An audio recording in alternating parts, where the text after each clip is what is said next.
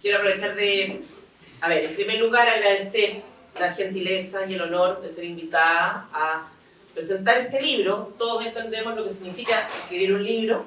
Es un trabajo que exige constancia y del cual uno se siente o debería sentirse orgulloso. Así es que tomo como si me hubiera pedido ser la madrina de bautizo de un hijo esta invitación. Así que muchas gracias, Gastón, por eso. Pero también quiero agradecer el contenido del libro, el trabajo que supone concentrar información que es relevante mantener viva. Porque el socialismo está vivo y activo y su capacidad de daño, por tanto, también. Y aunque hay muchas razones, me parece, que explican la vitalidad de esta doctrina nefasta, creo que la principal tiene que ver con la memoria, lo que decía Ítalo. Con el hecho de que los horrores que este libro relata no estén presentes en el imaginario colectivo. Y eso no es tanto mérito de ellos como responsabilidad nuestra. Responsabilidad que Gastón ha asumido y rigurosamente, y por esa razón también, gracias Gastón, tan feble ha sido la memoria que el calificativo de socialista, por ejemplo, goza de buena reputación. Sí. De hecho, la versión más moderada del socialismo, la socialdemocracia, reconoce esta afiliación, recoge el nombre y lo exhibe con orgullo. Y lo que es peor, los supuestos defensores de la libertad, supuesto, y herederos, supuesto, de la tradición judeo-cristiana, se disputan el privilegio de ser reconocido como socialdemócrata. Así de profundo ha sido el olvido, así de grave, porque el veneno, aunque sea en pequeñas dosis, es veneno.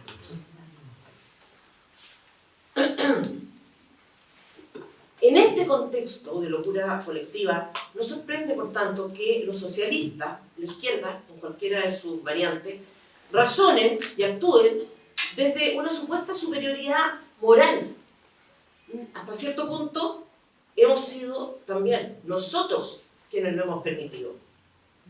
Se han visto a políticos de derecha jactándose de ser socialdemócratas, como decíamos, y a católicos diciendo que tienen su lado socialista, asociando ese lado socialista a su preocupación por la pobreza o por los problemas sociales. Lamentable.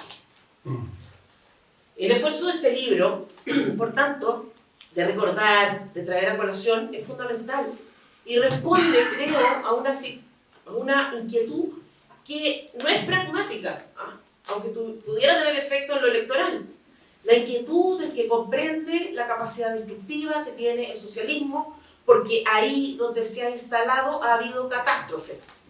Esas catástrofes son las que el libro narra. Hambruna, atropellos brutales, hasta de las más básicas de las libertades, muerte, crueldad, vacío, odio, sin sentido.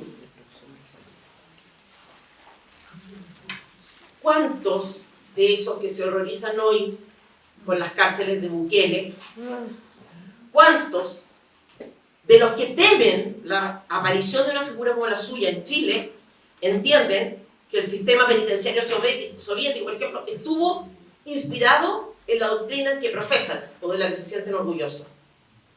¿Cuántos de los que hacen hoy de la protección de la naturaleza un ídolo saben del daño enorme que también los soviéticos causaron en el mar de Aral y en general en todos los países donde gobiernan?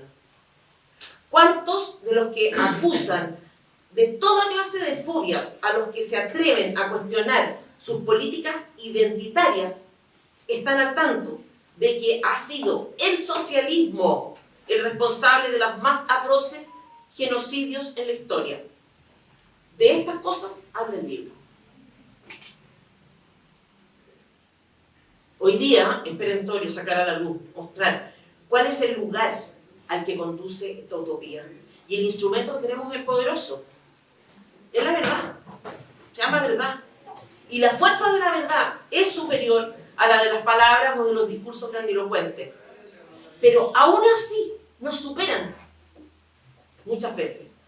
Porque esa verdad permanece oculta. La verdad concreta, precisa e indesmentible es la que podemos encontrar en este libro, que sugiero leer y consultar como libro de cabecera hasta que reconocerse socialista de vergüenza. La perversión en el sentido etimológico del término es el concepto que mejor grafica la naturaleza del socialismo. Invierte, da vuelta el orden natural de las cosas, miente, confunde.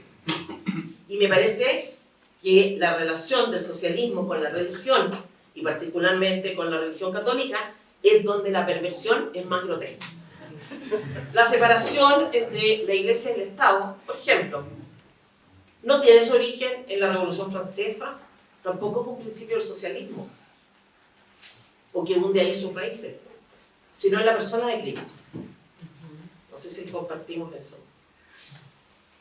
Pasajes del Evangelio para ilustrar la radicalidad, la firmeza con que Jesús enfrentara la pretensión de confundir el orden sobrenatural con el orden político concreto abundan. Cuando se le pregunta a Jesús, por ejemplo, si está permitido pagar el impuesto al César, la respuesta es clara. ¿Por qué me tienden en una trampa? Muéstrenme un denario. Cuando se lo mostraron, preguntó, estoy leyendo un extracto, ¿de quién es esa figura y esta inscripción? Pregunta.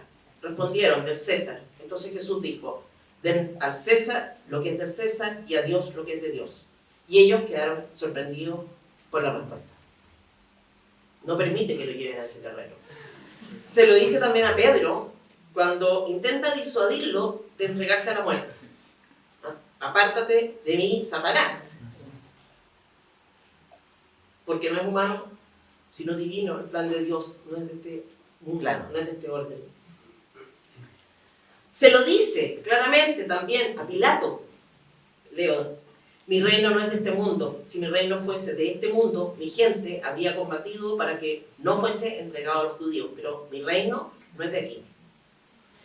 El cristianismo no es una propuesta política, sino una vocación de encuentro personal con Cristo, que tiene, como es obvio, repercusiones sociales, pero que no es un modelo social.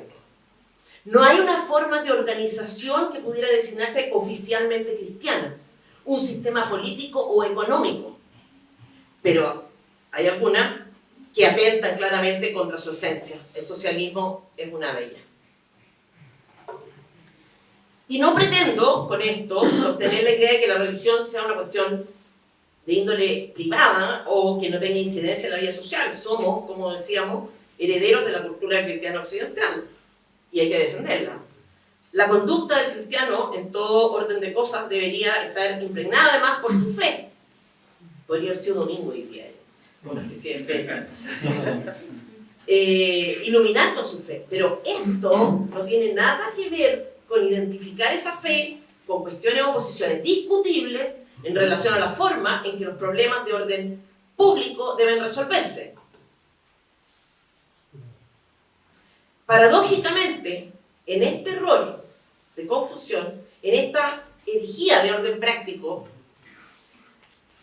han incurrido muchos cristianos, a veces incluso los que están a la cabeza de la Iglesia Católica. Francisco tiene algunas menciones en este libro bastante merecidas.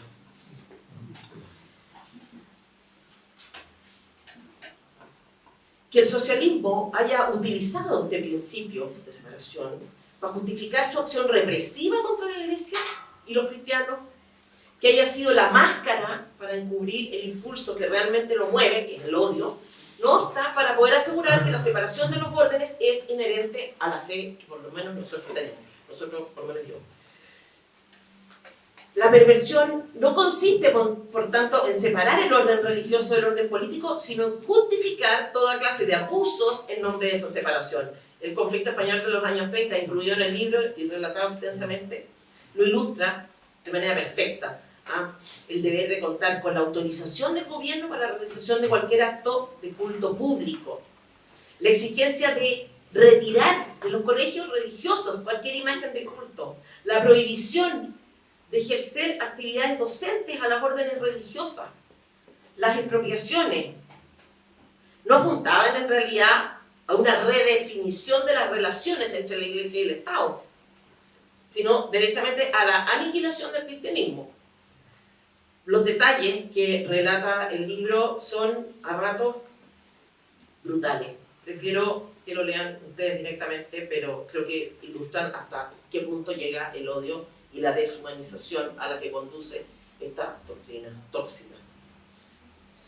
En la línea de la perversión está también la instrumentalización que hace el socialismo de algunos aspectos de la moral cristiana para instaurar un régimen coercitivo de la libertad en nombre de los pobres o del amor. Solidaridad es el concepto que usan. El deber de un cristiano en relación a su prójimo, por ejemplo, no autoriza el establecimiento de normas para imponer por decreto tales obligaciones, salvo en tanto y en cuanto interfieran de manera sustancial en la vida de los demás. ¿Te comparte eso? Porque la libertad también es de la esencia de la fe que profesamos, y los que somos creyentes sabemos que esa libertad con que Dios crea al hombre deja abierta para él también, incluso, la posibilidad de elegir la propia condenación. Esto no se traduce, como es obvio, en un sistema anárquico de organización, sin normas de convivencia que la rijan, sin límites, pero esos límites, sobre todo cuando entrañan coacción, solo son legítimos en la medida en que respondan al propósito de hacer posible una convivencia pacífica entre las personas. Eso es el bien común. No la imposición por ley de la virtud. Esto rige para la vida social y familiar. Yo, como ustedes saben, tengo muchos hijos, o sea, ustedes no tienen por qué saber, pero muchos saben que tengo muchos hijos. Hay un cierto espacio de libertad, incluso en la relación a los hijos menores de edad, que respeta o debe respetar su derecho a equivocarse, a tomar malas decisiones. No es fácil respetar ese espacio, pero uno debería. Yo lo hago poco, pero... Para terminar, insistir en la gratitud de haber tenido el honor de comentar solo brevemente este libro para animarlos a leerlo. Y de nuevo, muchas gracias, Gastón, por este trabajo valiosísimo que has hecho, por esta contribución a lo que solemos llamar la batalla cultural, y muchas gracias también de tener el honor de presentar un libro en este panel con una exponente de la dinastía Kaiser que todos queremos.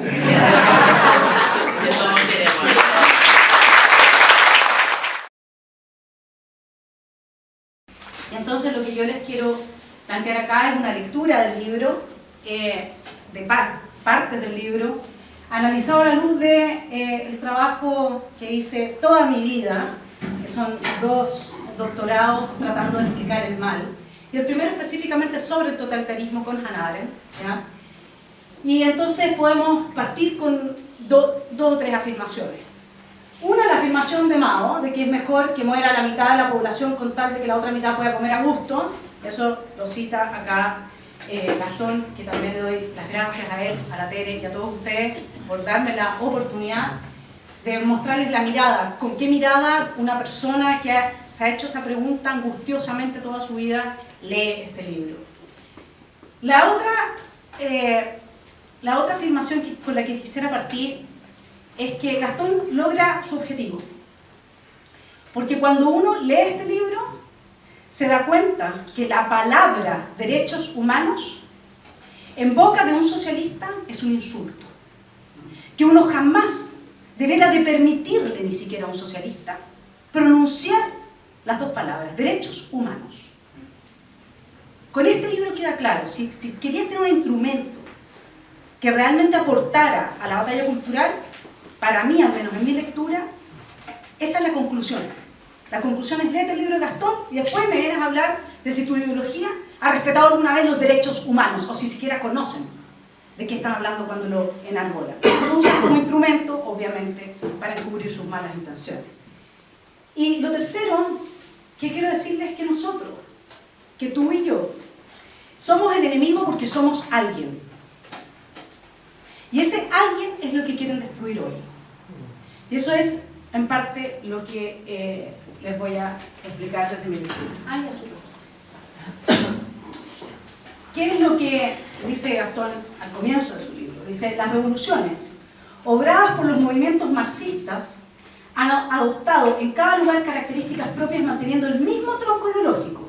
Todas han fracasado. Ninguna ha cumplido con la promesa mesiánica de engendrar al hombre nuevo y la sociedad nueva. El mismo tronco, varias ramas, muchos frutos y todos amargos. Lo que relato a continuación son algunos de esos frutos, que están en cada uno de los capítulos de este libro, que podemos llamar también, y con toda propiedad, horrores. Desde Hannah Arendt, ¿qué hay tras la ingeniería social, la reingeniería social del socialismo? ¿Qué hay? ¿A qué responden esos horrores? Ella dice: lo que tratan de lograr las ideologías totalitarias, y el progresismo lo es, y se lo voy a demostrar, no es la transformación del mundo exterior o la transmutación revolucionaria de la sociedad, sino la transformación de la misma naturaleza humana, y por eso este es un tema teológico, porque aquí se trata de reemplazar a Dios. Esos son estos ingenieros sociales. Y la cuestión no es el sufrimiento ni el número de víctimas. Lo que está en juego es la naturaleza como tal, es la creación. Y para ellos es un tema. Y la pregunta entonces, que yo me hacía: ¿fracasar? Porque ese es otro tema. Ellos fracasan cuando nos destruyen. Ellos fracasan cuando tienen a Venezuela como la tienen, cuando logran que Camboya se transforme en un extenso campo de concentración completo. ¿Fracasan? No. Vamos a ver después por qué no. Eso sí, lo que hay detrás. Entonces quisiera partir leyéndoles, bueno, con el micrófono es un poco difícil, pero vamos a hacer todo lo que se pueda. Te da el horror porque yo trabajo los libros como el maestro trabaja la madera, entonces cuando el autor ve cómo he tratado su libro, se horroriza. Entonces les quiero partir leyéndoles para hacer el contraste entre Hannah Arendt, cómo ella analiza esto, cuáles son las categorías de entendimiento filosófico-teológico y el contenido del libro que nos transporta, digamos, a la comprensión. ¿Qué hacían los más pequeños? Se pregunta, esta es la historia de Camboya, ¿no es cierto? Es el capítulo del socialismo del Khmer Rouge, ¿no es cierto? El genocidio en Camboya. ¿Qué hacían los más pequeños durante todo el día? Esto una vez que los sacaron a todos de sus casas, los llevaron a campos de trabajo forzado, etc., ¿no? Cuando nosotros estábamos en los campos. Solo recuerdo que lloraban todas las mañanas antes de que nos marchásemos y mendigaban un desayuno que no llegaba. Después, sin energía para hacer preguntas, con la mirada perdida, se callaban, pues sin duda entendían la situación. Era como si, pese a su presencia, estuvieran ausentes. Yo les dije que somos alguien, ¿no? Sí. No se olvidan de esa frase inicial. Por nuestra parte, ya no los abrazábamos ni les acariciábamos como antes. Por miedo a las represalias, dejé de divertirme con Jenny, la hija menor de 8 años, de prodigarle el menor cuidado. Todos los pequeños gestos cotidianos que crean la complicidad entre padres e hijos habían dejado de existir. Todo se había destruido entre nosotros. Los permisos para las visitas cuenta Gastón, eran esporádicos y difíciles de obtener, pudiendo pasar varios meses sin verse. Y cuando al fin se obtenía, un marido podía encontrarse con que su esposa y sus hijos habían muerto. Las manifestaciones de cariño familiar estaban prohibidas. Eso, en términos de Hannah Arendt, se lee así. Estar desarraigado significa no tener en el mundo un lugar reconocido. Pregúntenle a los migrantes, inmigrantes, qué es lo que hay detrás de todo ese proceso. Quieren que todos seamos inmigrantes. Eso está en los ODS de la Agenda 2030. Educación para la ciudadanía mundial. Ese es el ODS número 4. El presidente de ese ODS es nuestro presidente, Gabriel Boric. Él está a cargo de la educación mundial, del mundo mundial, ¿sí? El más educado. Entonces, estar desarraigado significa no tener en el mundo un lugar reconocido y garantizado por los demás. Ser superfluo significa no pertenecer en absoluto al mundo, como estos niños que estaban ahí, pero estaban ausentes. Los hombres, en tanto que son algo más que reacción animal y realización de funciones, resultan enteramente superfluos para los regímenes totalitarios. El totalitarismo busca no la dominación despótica sobre los hombres, sino un sistema en el que los hombres sean superfluos. Y yo les voy a mostrar que la agenda progresista eso es lo que está avanzando. El poder total solo puede ser logrado y salvaguardado en un mundo de reflejos condicionados, de marionetas, sin el más ligero rasgo de espontaneidad, donde ya no hay alguien, no hay singularidad, no hay identidad, no hay persona. Precisamente porque los recursos del hombre son tan grandes, solo puede ser completamente dominado cuando se convierte en un espécimen de la especie animal-hombre, es decir, como un pescado en un cardumen. Saque el pescado del cardumen y no pasa nada. ¿Sí? Ahora vamos con digamos, estas categorías que están en el primer capítulo del Gulag se repiten en todas las experiencias que narra este libro, excepto el tema del mar específicamente, ¿no? Pero la categoría enemigo del pueblo, ciudadanos indeseables, enemigos de clase, purgas, limpiezas étnicas, mano de obra esclava. A ver, estas categorías, fíjense que ahora tenemos una nueva categoría totalitaria. Va a haber vidas sostenibles y vidas insostenibles. Porque donde usted diga que hay vida sostenible, ergo existe al contrario también, vidas insostenibles, ¿no es cierto? Bueno, eso es la Agenda 2030, para que se den cuenta de lo que hay detrás. Entonces acá tenemos categorías. ¿Cómo se arman estas categorías? ¿Por qué los nazis persiguen por raza? Primero. En cambio los marxistas persiguen por clase. Ahora nos tienen a todos persiguiéndose con todo. Las mujeres contra los hombres, las minorías sexuales contra los heterosexuales, esta es la política identitaria, ¿cierto? La propaganda comunista, dice Hannah Arendt, amenazaba al pueblo con perder el tren de la historia. Porque la historia tiene, en esta dialéctica, tiene que llegar a la utopía, que seamos todos felices, ¿no es cierto? Con permanecer desesperadamente retrasado con respecto a su tiempo. Con gastar sus vidas inútilmente, de la misma manera que el pueblo alemán era amenazado por las nazis, con vivir contra las leyes eternas de la naturaleza. Nosotros ahora estamos amenazados por el cambio climático. Con seguir generando CO2 y destruir nuestro planeta. Si esta cuestión está calcada. Estamos viviendo lo mismo, pero no nos estamos dando cuenta de lo que estamos viviendo. Por eso cuando la tele dijo, yo 10 minutos menos, yo dije, yo sí 10 minutos más, porque necesito hacer esto. ¿Sí? Entonces, el terror es la realización de la ley del movimiento. Su objetivo principal es hacer posible que las fuerzas de la naturaleza, en el caso del racismo nazi, o de la historia, de la lucha de clases, ¿no es cierto?, discurra libremente a través de la humanidad sin tropezar con ninguna acción espontánea que lo pueda detener. Como tal, el terror trata de estabilizar a los hombres para liberar las fuerzas de la naturaleza o de la historia. Es este movimiento el que singulariza a los enemigos de la humanidad contra los cuales se desata el terror. Y no puede permitirse que ninguna acción u oposición libres puedan obstaculizar la eliminación del enemigo objetivo de la historia o de la naturaleza, de la clase o de la raza, y ahora podemos agregar del planeta. Porque en eso estamos. Guerra contra los campesinos y Holodomor. Aquí voy a volver al libro de Gastón.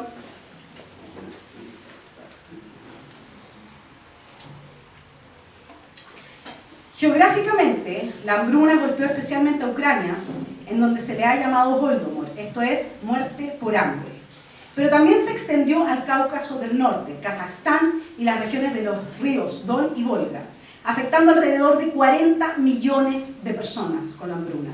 La cifra de muertos es difícil de estimar, debido a la inexistencia de cifras oficiales, qué raro, ¿no?, al silencio impuesto por las autoridades ya que muchas de las muertes ocurrieron no directamente por hambre, sino por enfermedades causadas por bajas de las defensas y por las condiciones de las deportaciones, pero hay cierto consenso en que la cifra real, en este caso la muerte de hambre de los ucranianos, fue entre 6 y 7 millones de personas.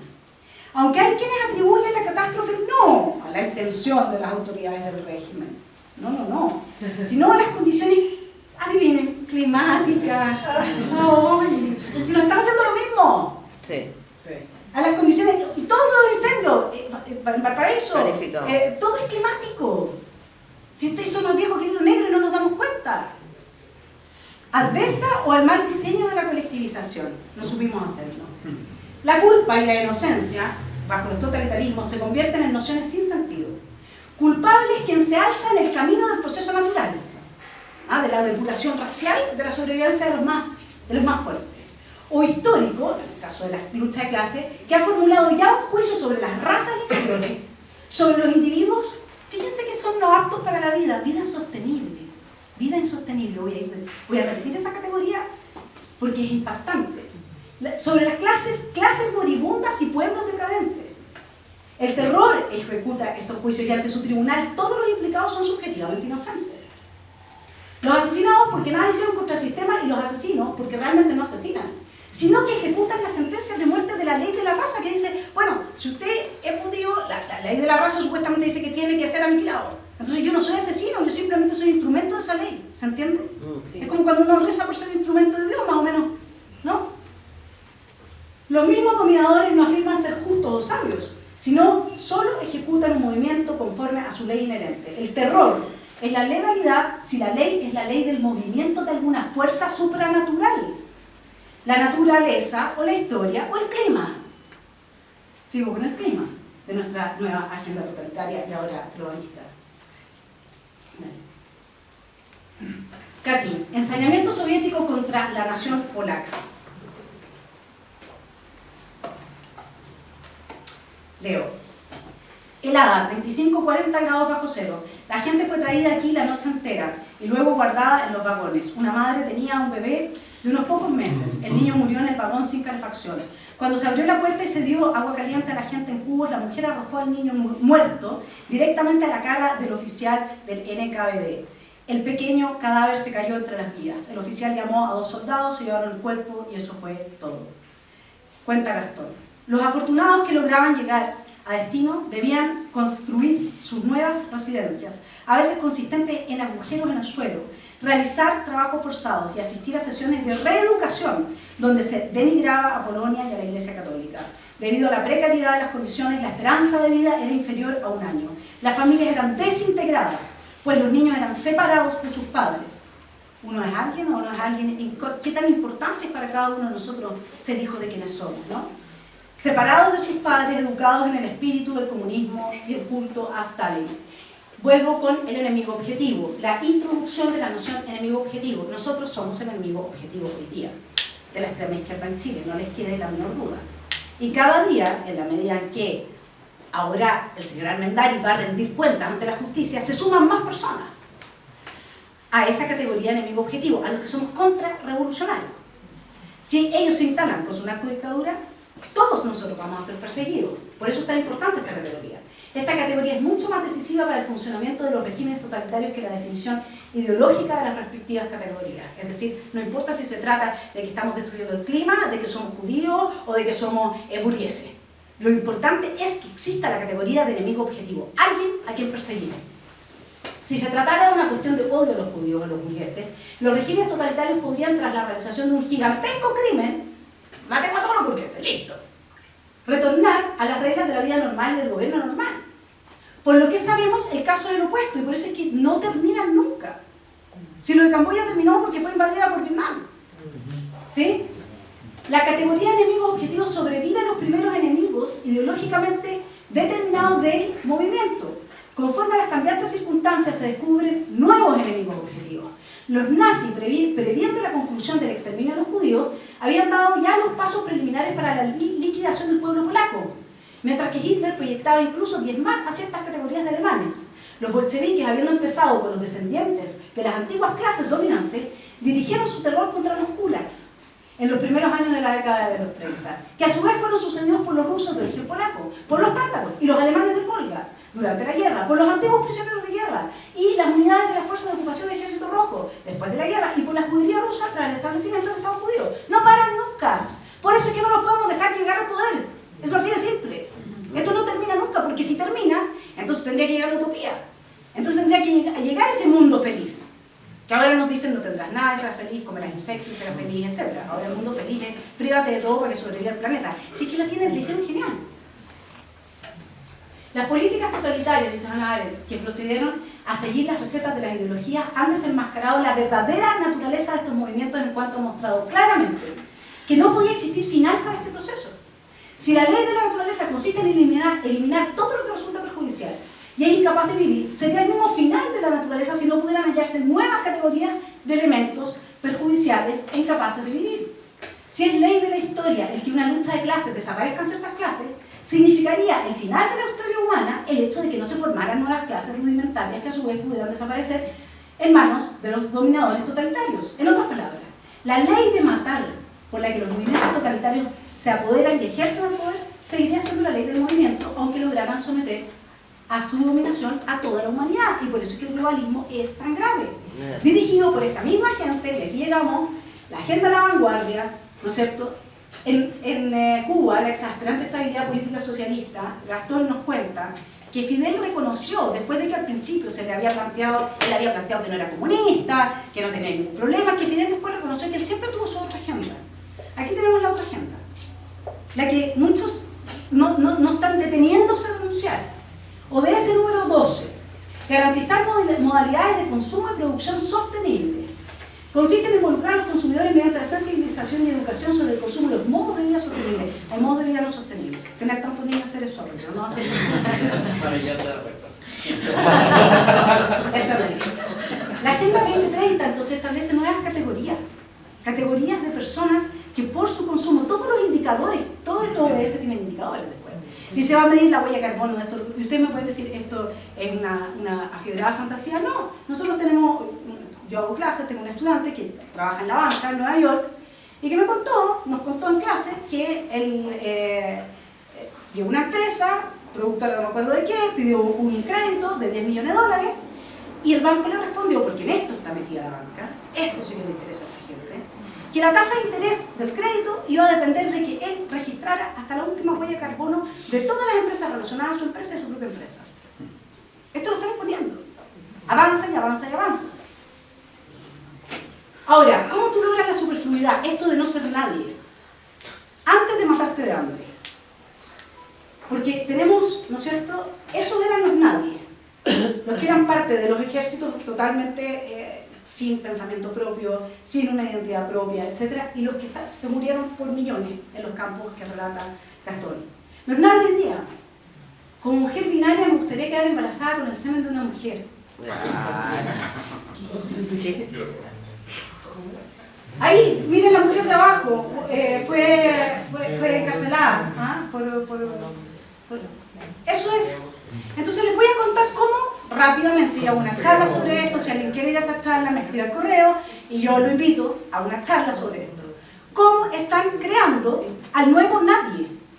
¿Cómo están destruyendo nuestra naturaleza humana? ¿Cómo logran que un niño hoy día sea superfluo? ¿Qué es lo que dice Hannah Arendt? ¿Qué es lo que buscan los regímenes totalitarios? Y la batalla cultural está avanzando eso, que seamos nadie. Esos señores de ahí ahora son estos de acá. Ese es el tema. Y hay 9 vínculos en los que se afirma el almen, específicamente. El primer vínculo es Dios. Para eso tenemos la desacralización, porque hoy día están desacralizándolo todo. No queda ni un espacio sagrado, ni siquiera la infancia es sagrada. Eso es lo que están haciendo. Les estoy mostrando cuáles son las herramientas de la batalla cultural con las que están condenando a las nuevas generaciones.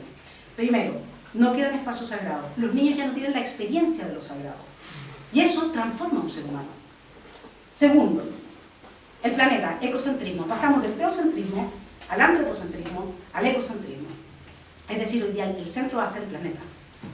Y nosotros tenemos que seguir lo que ellos nos digan para respirar menos, para no dañar el planeta. Corte, entonces, con Dios, corte mi vínculo con Dios, corté mi vínculo con el planeta, hay un asco y resulta que soy malo. Esto es lo que creen estos niños. Sí.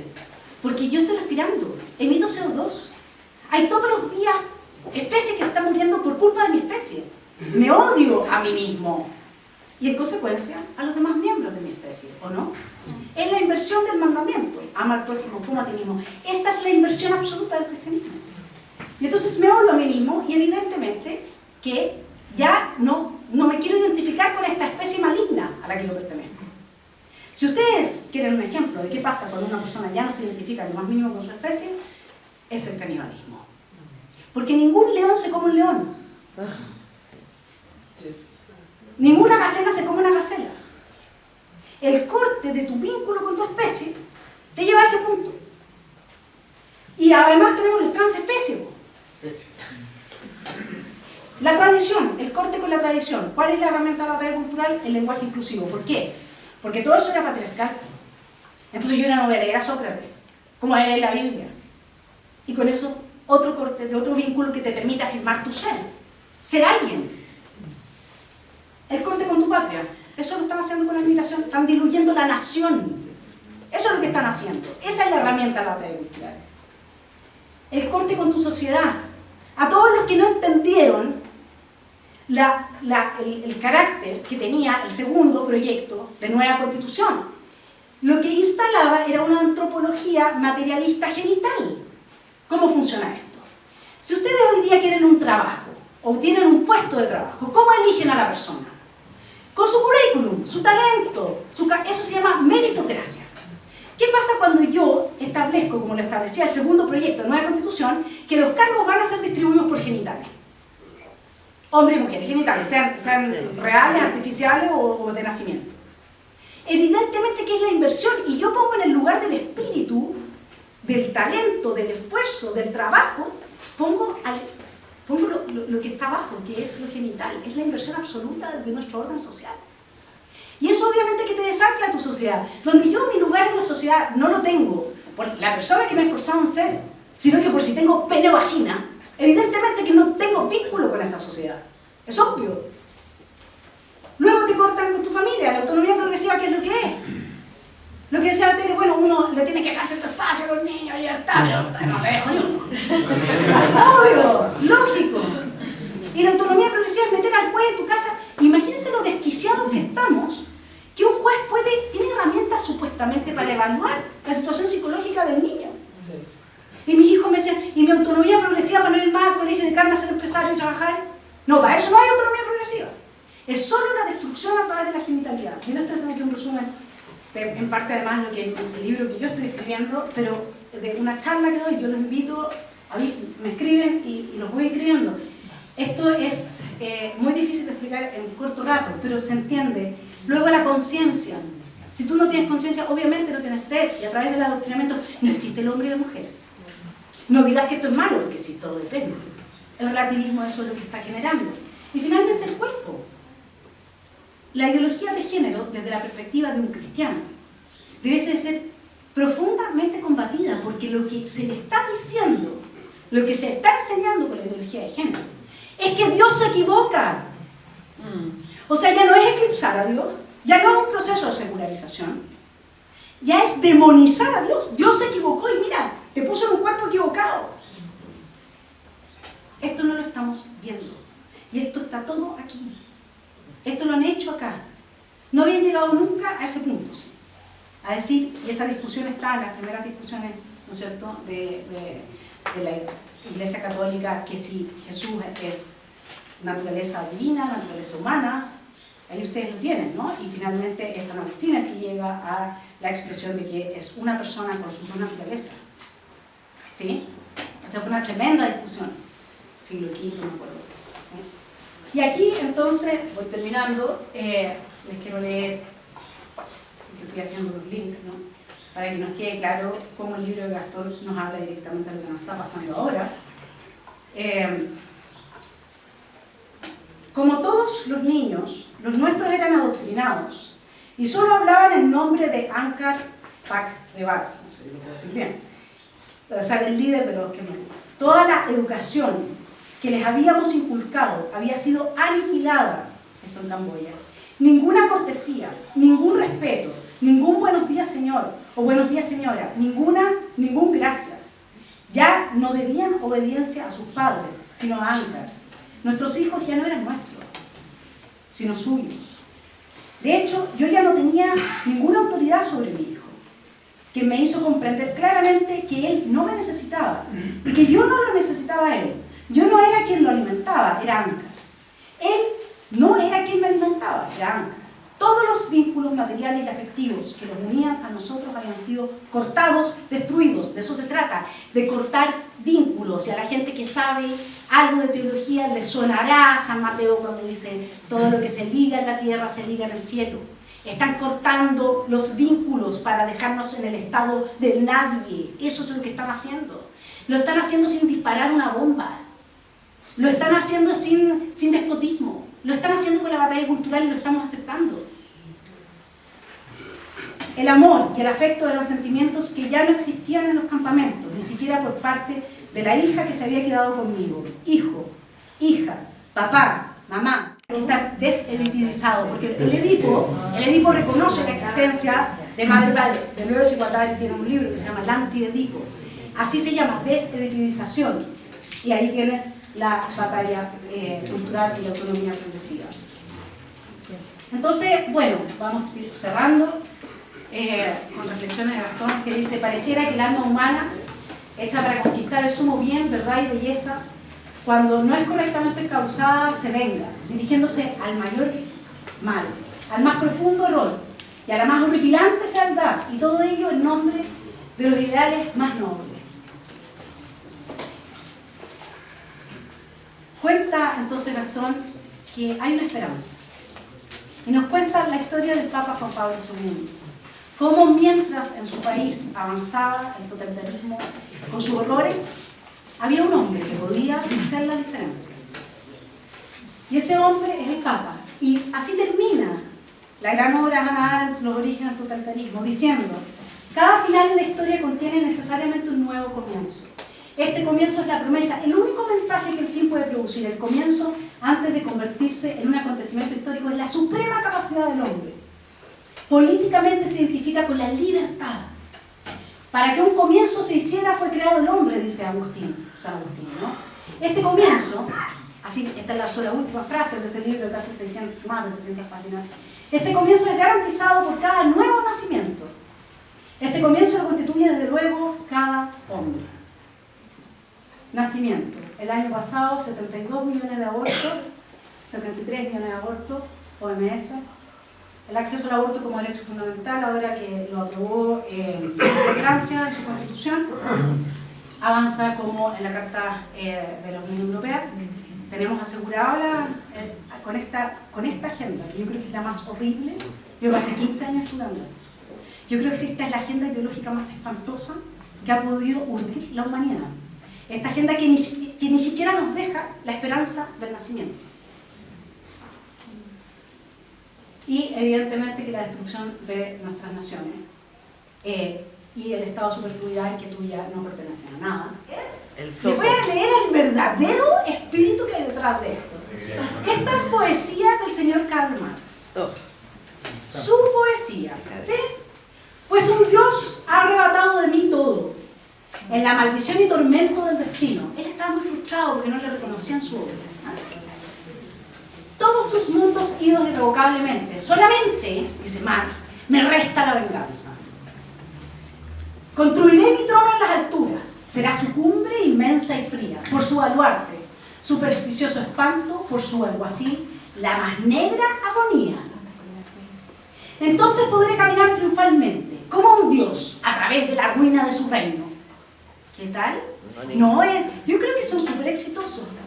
Esto es, pero si está, cada palabra mía es fuego y acción. Mi seno es igual al del Creador. Ah, la eternidad. Ella es aflicción eterna, muerte indescriptible e inconmensurable, artificialmente concebida para mofa nuestra. Nosotros, mecanismos como relojes, ciegamente maquinales, hechos para ser los necios almanaques del tiempo y el espacio, sin más propósito que acontecer, ser arruinados, para que haya algo que arruinar.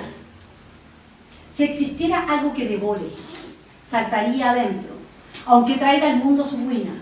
El mundo que se dilata entre mí y el abismo lo destrozaría en pedazos con mis perennes maldiciones. Estrecharía mis brazos alrededor de su cruel realidad.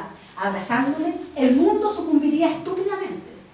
Y entonces se hundiría en la nada absoluta, fenecido, inexistente. Eso sería vivir verdaderamente. En esa poesía, que son recortes de distintas poesías, están ahí es donde está todo esto. Y ahora lo están avanzando con nuestros niños y no nos estamos dando cuenta. Así que por eso necesitamos unos minutos.